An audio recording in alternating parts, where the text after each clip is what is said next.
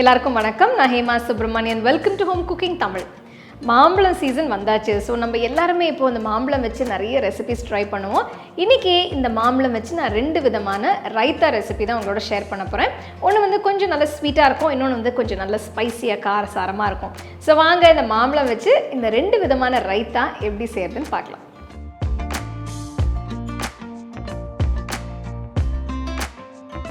Sweet raita பண்ணுறதுக்கு 1 cup நல்ல திக்கான தயிர் எடுத்திருக்கேன். இதில் 5 டீஸ்பூன் சர்க்கரை போடுங்க, 1/2 டீஸ்பூன் ஏலக்காய் தூள் போடுங்க. இதெல்லாம் போட்ட பிறகு ஒரு விஸ்க் வச்சு நல்லா மிக்ஸ் பண்ணுங்கள். அப்போ தான் தயிர் வந்து ஒரு நல்ல க்ரீமியான கன்சிஸ்டன்சி கிடைக்கும்.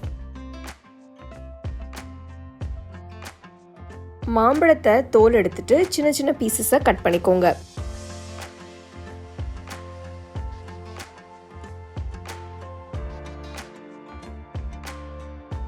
இப்போ நம்ம கட் பண்ண ஃப்ரெஷ்ஷான மாம்பழத்தை சேர்த்து மிக்ஸ் பண்ணுங்க.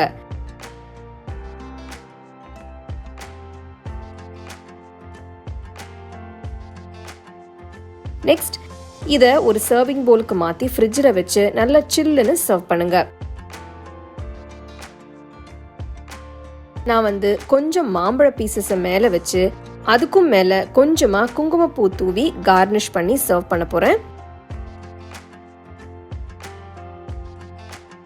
ஸ்பைசி ரைத்தா பண்ணுறதுக்கு ஒரு பவுலில் 1 கப் தயிர் ஊற்றுங்க.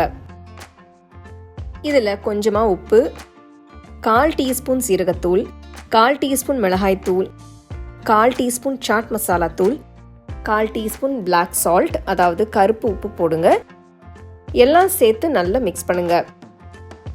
ஒரு க்ரீமியான டெக்ஸ்டர் கிடைக்கிற வரைக்கும் நல்லா மிக்ஸ் பண்ணுங்க.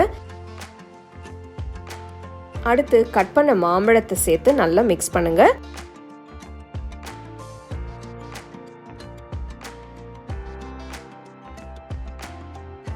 மிக்ஸ் பண்ணிட்டு நல்லா சில்லுன்னு சர்வ் பண்ணுங்க.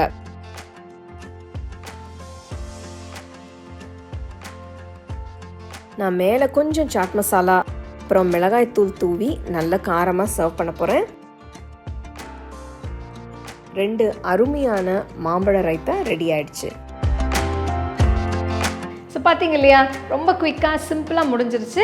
இது நீங்கள் இந்த சம்மருக்கு நல்ல கூலாக நல்ல தயிர் நல்ல கட்டியான தயிர் வச்சு இதை நீங்கள் செஞ்சிங்கன்னா ரொம்ப டேஸ்ட்டாகவும் இருக்கும்.